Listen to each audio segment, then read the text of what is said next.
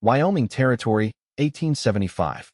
The wind carried the scent of sage and promises across the open range, where the land stretched beyond imagination and a man could lose himself in the vastness. For 24-year-old Kieran Dawson, that had been precisely the point. He believed the frontier was no place for tender feelings, only survival, grit, and the next day's work. Kieran adjusted the worn leather of his gloves as he surveyed the cattle grazing on the hillside. 3 years he'd spent building his small ranch outside of Silver Creek, sleeping under stars that offered more companionship than most people ever had. His lean frame and sun-bronzed skin told the story of long days in the saddle, while his deep blue eyes held the caution of a man who'd learned early that attachments were dangerous in a land where death came swift and unannounced. "Boss," called his ranch hand, Tom, riding up fast. Stagecoach overturned about 5 miles east. "Sounds like trouble." Kieran's jaw tightened. "Anyone hurt?" "Don't know." Rider just passed with the news.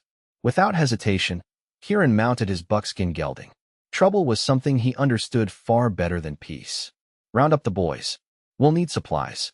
As they rode toward the accident, Kieran reminded himself of the code he lived by: help when needed, then move on. No lingering, no connections. The frontier demanded such discipline. His father's words echoed in his mind.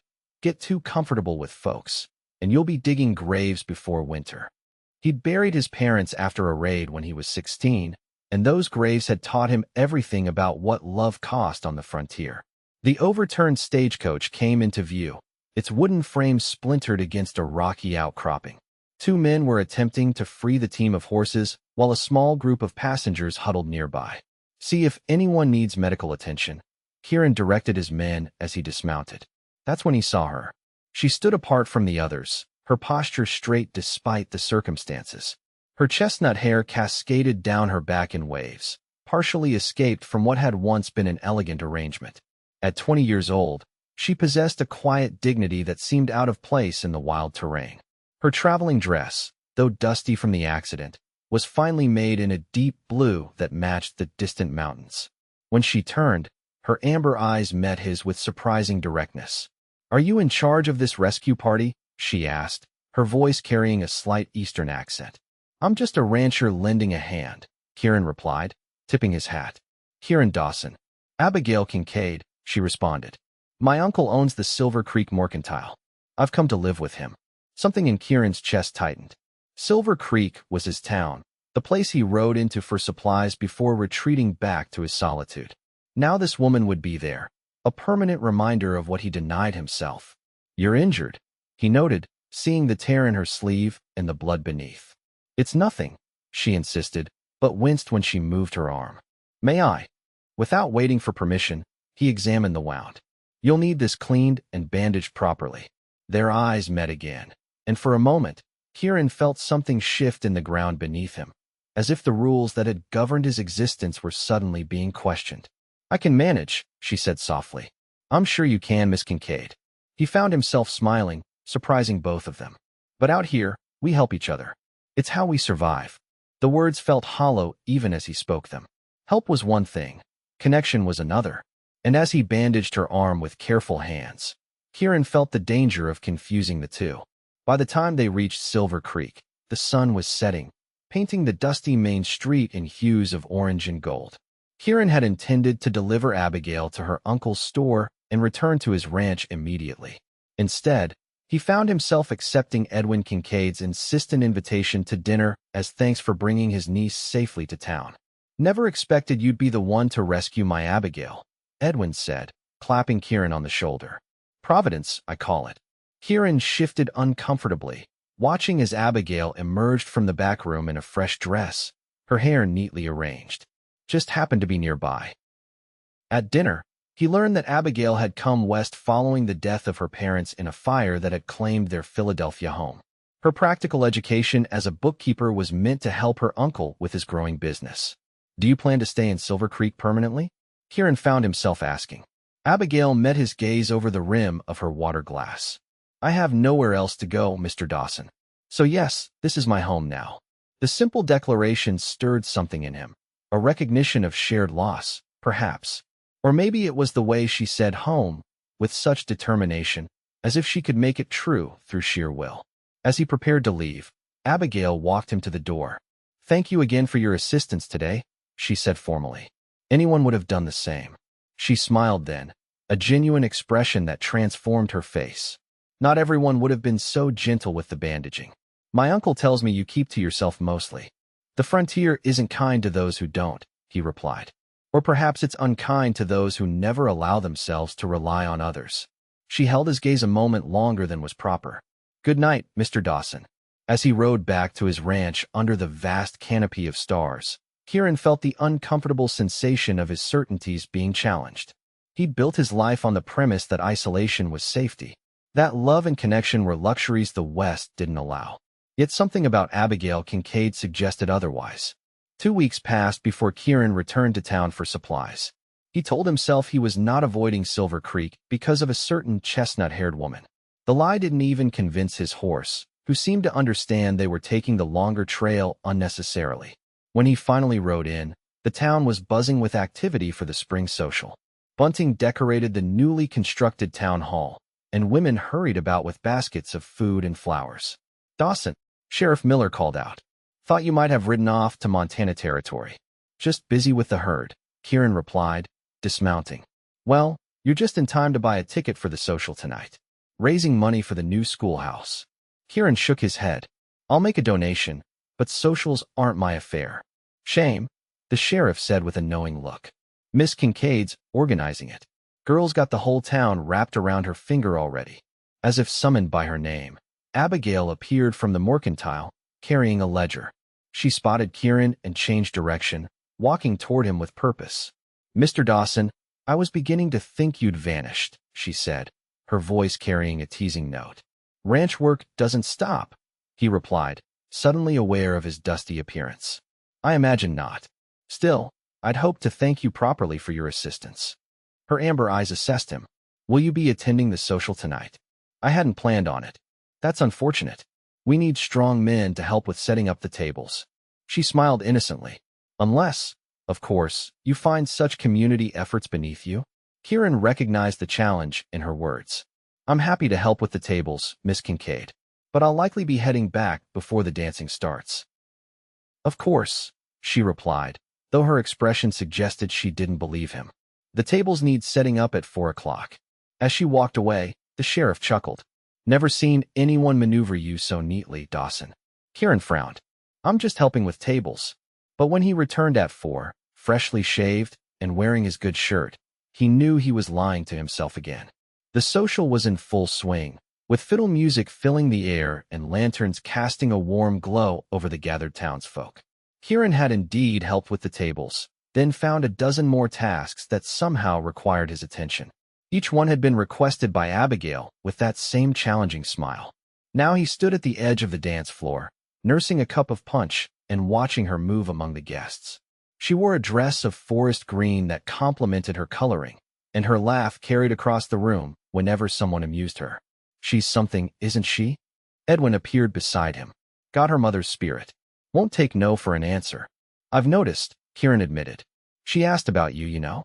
Wanted to know why a young man like yourself lives so alone." The older man studied him. "Told her it wasn't my story to tell." Kieran felt exposed.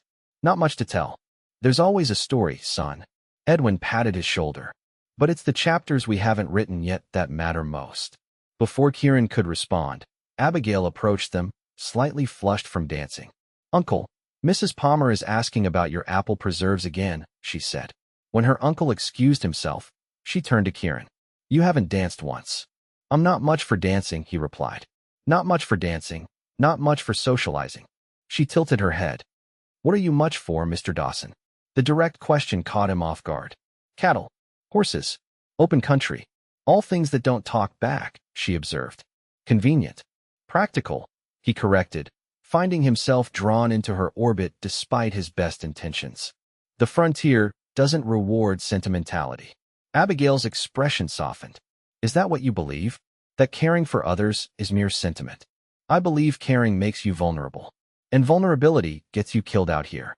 She considered this, then held out her hand. "Dance with me, Mr. Dawson." "I just told you." "Yes, you're not much for dancing." Dance with me anyway. Something in her eyes, a mix of challenge and understanding, made refusal impossible. Taking her hand, he led her onto the floor just as the musicians started a waltz. I should warn you, he said quietly as he placed his hand at her waist. I haven't done this in years. Then we'll go slowly, she replied. As they moved to the music, Kieran felt the walls he'd built around himself waver. Abigail fit against him as if she belonged there, her movements matching his instinctively. Why did you come to Wyoming Territory? He found himself asking. The truth. She met his gaze steadily. Because after the fire, Philadelphia held nothing but ghosts. I thought perhaps the open sky might have room for my grief. The simple honesty of her answer struck him. And has it? I'm beginning to think so. Her fingers tightened slightly on his shoulder. What are you running from, Kieran Dawson? The use of his first name, intimate and unexpected, nearly made him miss a step. What makes you think I'm running? Because I recognize it. The way you hold yourself apart. The way you watch everyone as if calculating how quickly you might need to leave. The music swelled around them, but Kieran barely heard it. In that moment, it was just the two of them, suspended in understanding. Not everyone who prefers solitude is running, he said finally. True, she conceded. But you're not someone who prefers solitude. You're someone who thinks he deserves it. The waltz ended, and they separated.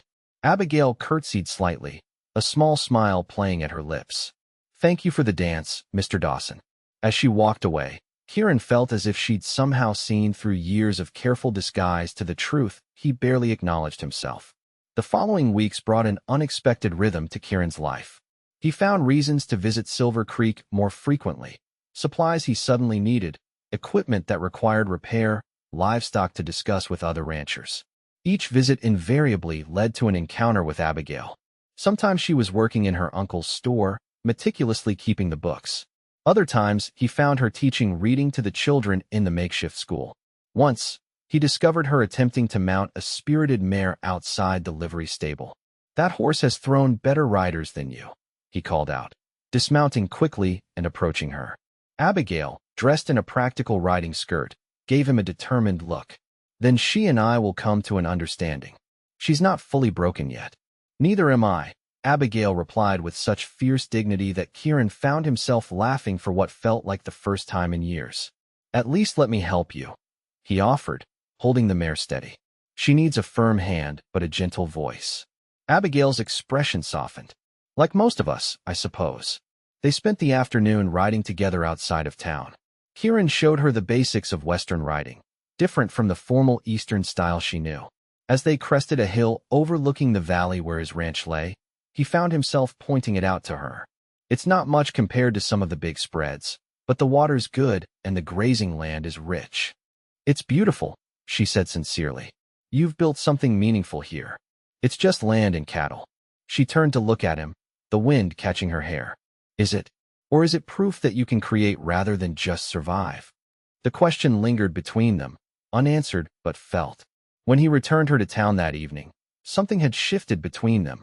A door opened that Kieran wasn't sure he could close again. The whispers started in early summer. Kieran first heard them in the saloon, where he'd stopped for a rare drink after selling some cattle. Kincaid's niece has a past she ain't telling, one miner said to another. Letter came for Edwin today marked urgent from back east. Man looked like he'd seen a ghost after reading it. Pretty thing like her probably broke some hearts, his companion replied. Or worse, the first man added significantly. Kieran left his drink unfinished, unease settling in his stomach. He told himself it wasn't his concern, that whatever secrets Abigail carried were her own. But the next day found him riding into Silver Creek again, an impulse he couldn't justify even to himself. The mercantile was busy, but Edwin's usual cheerful greeting was subdued. When Kieran asked for Abigail, the older man's expression clouded. She's not working today, was all he said. Kieran found her at the small church on the edge of town, sitting alone in the empty building. Sunlight filtered through the simple glass windows, casting patterns across her bent head. He hesitated at the doorway, suddenly aware he was intruding on something private. You can come in, she said without turning. I'm not praying, just thinking. He sat beside her on the hard wooden pew. Your uncle seemed concerned. Did he tell you why? She finally looked at him, her eyes rimmed with red. No. She nodded slightly. as if confirming something to herself. You should know that my coming to Silver Creek wasn't entirely about starting fresh after my parents' death. Her hands twisted in her lap. It was also about escaping. Escaping what? Who? She corrected. Charles Harrington, son of my father's business partner and my former fiancé. The word fiancé struck Kieran with unexpected force. I didn't realize you were engaged. I was, until I discovered he had gambled away not only his inheritance, but much of his father's company as well. Her voice grew stronger as she continued. When I confronted him, he became violent. No one believed me, of course. His family has influence in Philadelphia. Anger rose in Kieran, sharp and protective. Did he hurt you? He tried. I managed to fight him off, but the scandal was immediate. A lady doesn't accuse a gentleman of such things, apparently. Her bitter smile held no humor. When the fire happened shortly after, it seemed like Providence offering an escape. And now he's looking for me. The letter my uncle received was from a friend warning that Charles has been asking questions about my whereabouts. She looked at Kieran directly. He believes I have proof of his embezzlement. He's right. Kieran took in this information, understanding its implications. You think he'll come here? I know he will. Her hand found his on the pew between them. I should leave before I bring trouble to your town. It's not my town, he replied automatically, even as he felt the lie of it. In the months since Abigail's arrival, Silver Creek had become something more than just a place for supplies. And the woman beside him had become something he couldn't name yet. Something that terrified and exhilarated him in equal measure. Kieran, she said softly, using his given name again.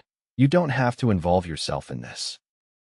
He covered her hand with his other one, enclosing it completely. I already am involved. Their eyes held, and in that moment, Kieran felt the false belief that had governed his life, that isolation was safety, begin to crumble at its foundation. Summer turned the land golden, and with it came a persistent drought that had ranchers watching the sky with concern. Kieran divided his time between his struggling ranch and Silver Creek, where he found himself increasingly drawn into the community through Abigail's influence. No word had come of Charles Harrington, but the threat of his arrival hung over them like the promise of a storm. Abigail refused to hide, continuing her work at the mercantile and with the town's children. If anything, the danger seemed to strengthen her resolve to build a life in Silver Creek. You can't just wait for him to appear, Kieran argued one evening as they walked along the creek that gave the town its name. We should be preparing. I am prepared, she replied. I have the documentation of his crimes, and I've written to a lawyer in Cheyenne who can help prosecute him if necessary. Kieran stopped, turning to face her. That's legal preparation. I'm talking about physical safety. Her expression softened. Are you worried about me, Kieran Dawson? Someone has to be, since you seem determined to pretend there's no danger. I'm not pretending. She stepped closer.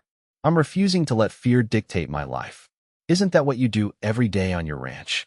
Face danger without letting it control you. That's different. Is it? She challenged. Or is it just that you're accustomed to facing your dangers alone? The truth of her words struck him silent. They stood at the water's edge, the setting sun casting long shadows across the ground. In the months since her arrival, Abigail had systematically dismantled his carefully constructed isolation. She'd drawn him into the town's life, introduced him to people he'd known for years but never truly met, and shown him that community wasn't weakness. Most dangerously, she'd made him care, not just for her, but for all of it. You should carry a gun, he said finally. To his surprise, she smiled. I already do.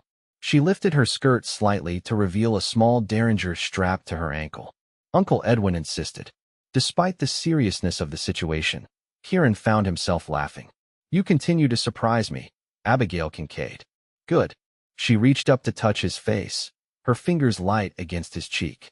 I'd hate to become predictable. The gesture was intimate, crossing a boundary they'd carefully maintained despite their growing closeness. Kieran caught her hand, intending to lower it, but instead found himself holding it against his face. Abigail, he said, his voice rough with emotion he'd denied for too long.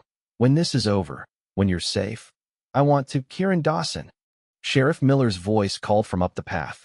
You hear? They separated quickly, the moment broken. The sheriff appeared around the bend, looking troubled. There you are? Your ranch hand Tom just rode in. Says there's a fire moving toward your north pasture from the Wilkins place.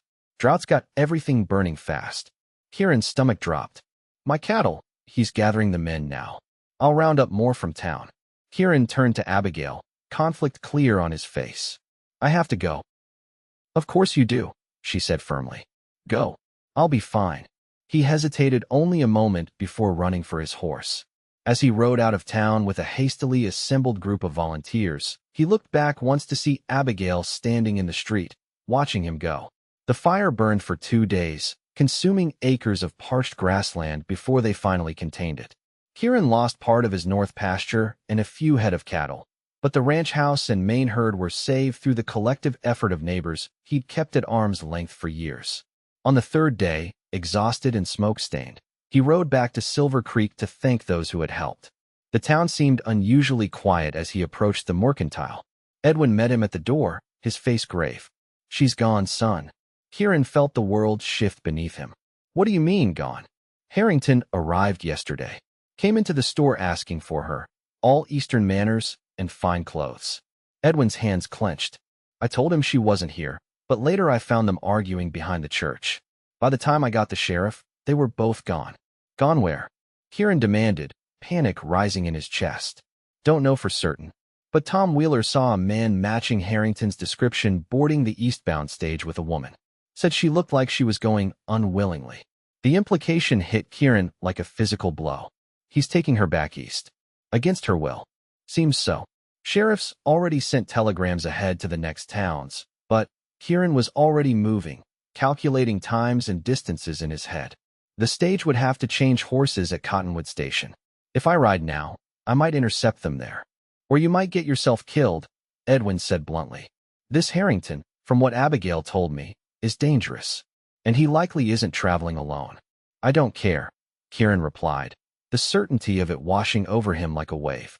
All those years of keeping people at a distance, believing that connections were liabilities in the harsh frontier, they fell away in the face of this simple truth. Abigail mattered. More than safety, more than self-preservation. Then you'll need help, Edwin said, reaching beneath the counter and pulling out a rifle. And you should know something else.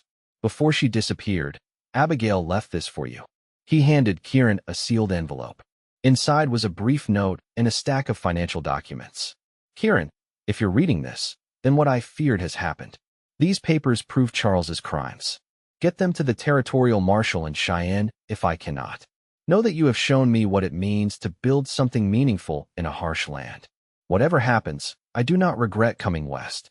Yours, Abigail. Kieran folded the note carefully and tucked it into his shirt pocket, close to his heart. I'm going after her. I know, Edwin replied. Just bring her home safe. Cottonwood Station was little more than a way station on the stage route. A single building with a stable for changing horses and offering basic refreshment to passengers. Kieran arrived as the sun was setting, his horse lathered from the hard ride. The station master confirmed that the eastbound stage had passed through earlier that day with a well-dressed Eastern man and a reluctant-looking woman. They had continued on after changing horses. Said they were heading for the railroad at Fort Laramie, the man added. Man seemed in an awful hurry. Kieran cursed under his breath. The stage had too much of a head start for him to catch it before Fort Laramie. But perhaps that wasn't necessary. If Harrington was planning to take the railroad east, there might be another way. He sent telegrams from the station, one to Sheriff Miller explaining his plan, another to a man he knew in Fort Laramie asking for help. Then he set out again, taking a different route, one that would intercept the railroad line before it reached the fort. For 2 days he rode, stopping only when his horse needed rest. The land passed in a blur of sage and sky, but Kieran's mind remained crystal clear. The false belief that had shaped his life, that the frontier was no place for love, that connections only led to loss, had been burned away by the fire of Abigail's absence. He understood now what she had been trying to show him all along. The frontier's harshness didn't demand isolation, it demanded community. It wasn't weakness to care, it was strength to risk your heart in a land that offered no guarantees. On the 3rd day, he reached the small railroad stop at Beaver Creek, a day's ride from Fort Laramie. If his timing and information were correct, Harrington would attempt to board the eastbound train here tomorrow morning. The settlement consisted of little more than a station house, a saloon, and a handful of rough buildings. Kieran took a room at the saloon and sent a final telegram to confirm his position. Then he waited, cleaning his gun and reviewing Abigail's documents in case he needed to prove Harrington's crimes to local authorities. Morning brought the distant whistle of the approaching train and the arrival of a stagecoach. Kieran watched from the window of the saloon as passengers disembarked. His heart pounded when he spotted Abigail, her hair partially hidden under a bonnet, her face pale but composed. Beside her stood a tall, slender man in an expensive suit. Charles Harrington, no doubt. Two other men flanked them, clearly hired muscle. Harrington gripped Abigail's arm tightly as they walked toward the station, where the train would arrive in minutes. Kieran stepped out onto the boardwalk, his hand resting on his gun. "Harrington," he called. The group stopped. Harrington turned slowly, his aristocratic features registering first confusion, then irritation at the interruption. "Do I know you?" he asked dismissively. "No," Kieran replied, moving closer. "But I know Miss Kincaid, and I know she's not traveling with you by choice." Abigail's eyes widened at the sight of him, a mix of hope and fear crossing her face. "Kieran," she whispered. Harrington's grip on her arm tightened visibly. "This is a private matter, Cowboy. My fiancée and I are returning home after her unfortunate confusion." "I am not your fiancée," Abigail said clearly, attempting to pull away. "And my only confusion was ever trusting you." "You see?" Harrington smiled coldly. "Confusion. The poor girl has been through so much. Now, if you'll excuse us, our train will be arriving shortly." Kieran stood his ground. "She's not going anywhere with you, Harrington." The two hired men stepped forward, hands moving toward their weapons. The few other people on the platform quickly retreated, sensing violence. "I don't know who you are," Harrington said, his polite veneer slipping. "But you're interfering in matters that don't concern you." "Anything concerning Miss Kincaid concerns me," Kieran replied, voice steady despite the pounding of his heart. Harrington studied him, understanding dawning in his eyes. "Ah, I see. You've developed feelings for my Abigail." He laughed, the sound devoid of humor. "How quaint. A cowboy in love with a lady." His expression hardened. "She's mine. She always has been.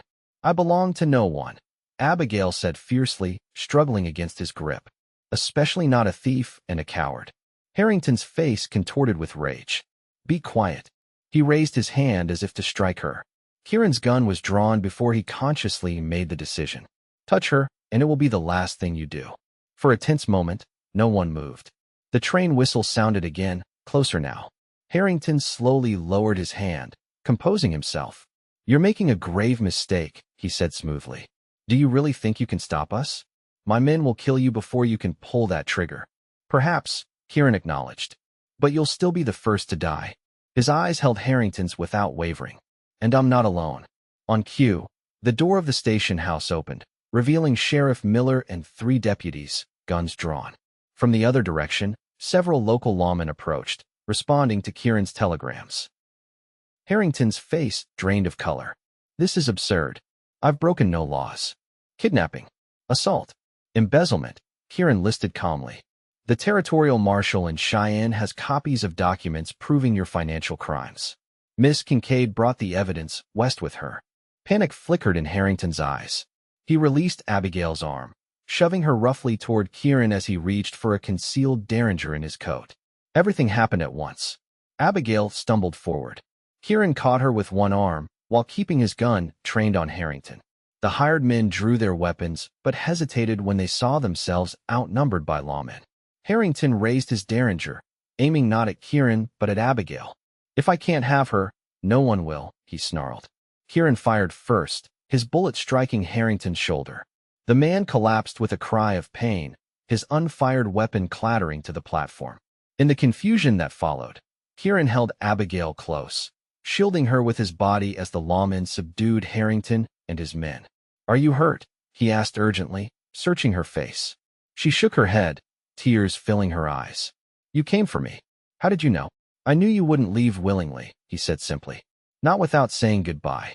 As the sheriff approached to take their statements, Abigail looked up at Kieran with wonder. "You risked everything." "No," he corrected gently. "I finally understood what truly matters." The journey back to Silver Creek was quiet, both of them processing the events of the past days.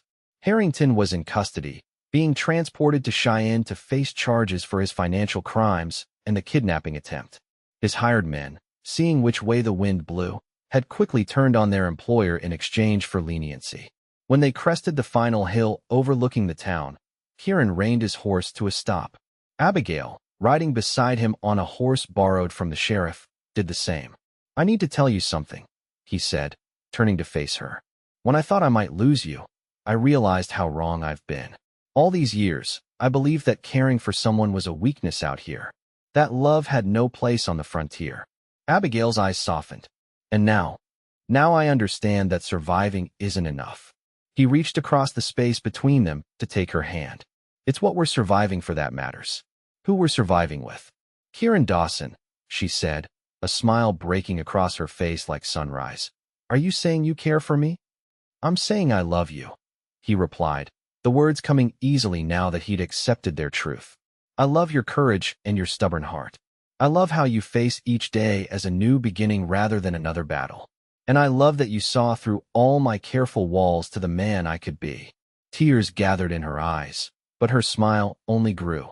"I've loved you since you bandaged my arm and pretended it was just frontier hospitality." They sat there, hands clasped between them, the setting sun painting the landscape in hues of gold and promise. Then Abigail's expression grew serious. "You should know, if we do this, if we truly build a life together, I won't settle for your isolation anymore. I want all of you, present in town, in community, in life." "I know," he said, "and I'm ready for that." She studied him carefully. "Are you certain? Because once you choose me, Kieran Dawson, there's no going back to that solitary existence." He urged his horse closer to hers, reaching out to touch her cheek. "You once asked what I was running from.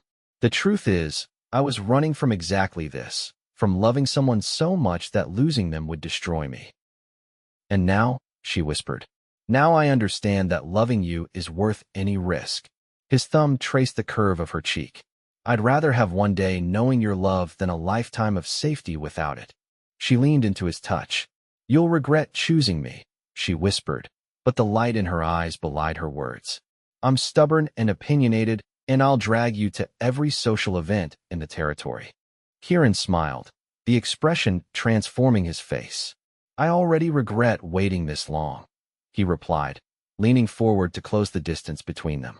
Their kiss was gentle at first, a question being answered after months of uncertainty. Then it deepened, becoming a promise neither of them intended to break. When they finally rode into Silver Creek, they did so side by side, their paths irrevocably joined. The townsfolk gathered to welcome Abigail home, and Kieran found himself embraced as part of the community he'd avoided for so long. Winter, 1876. Snow blanketed the Wyoming landscape, transforming Kieran's ranch into a wonderland of white. Inside the expanded ranch house, a fire crackled in the hearth, casting warm light over the main room, where Kieran sat at a new desk, reviewing the books. "The cattle numbers look good," Abigail said, peering over his shoulder. "Better than you expected after the drought." "We were lucky," he replied, reaching up to take her hand. "And we had help." She smiled, her free hand resting on the slight swell of her stomach beneath her dress. For months pregnant with their first child, Abigail glowed with contentment. "The Millers are coming for dinner tomorrow," she reminded him, "and Uncle Edwin the day after." Kieran nodded, still amazed at how naturally he'd adapted to the social life Abigail had woven around them. The ranch was no longer a place of isolation but the heart of a community. Neighboring ranchers came to him for advice. Townsfolk visited regularly. Even a small school had been established nearby for the growing number of children in the area. "What are you thinking about?" Abigail asked, noticing his contemplative expression. "About how wrong I was," he answered honestly. "I spent years believing that loving someone was dangerous out here, that connections were liabilities. And now," she settled onto his lap, her arms going around his neck, "now I know that love isn't just possible on the frontier, it's necessary." He placed his hand over hers on her stomach. "This child will grow up understanding what took me too long to learn, that we survive the harshness of this land not by isolating ourselves, but by binding our lives together." Abigail kissed him softly. "I told you you'd regret choosing me," she teased. "And I told you," he whispered against her lips. I only regret waiting so long to start living. Outside, snow continued to fall on the land they now shared, a land no longer empty, but filled with possibility, connection, and the love that had finally taught Kieran Dawson that the frontier's greatest gift wasn't freedom from attachments, but the courage to embrace them.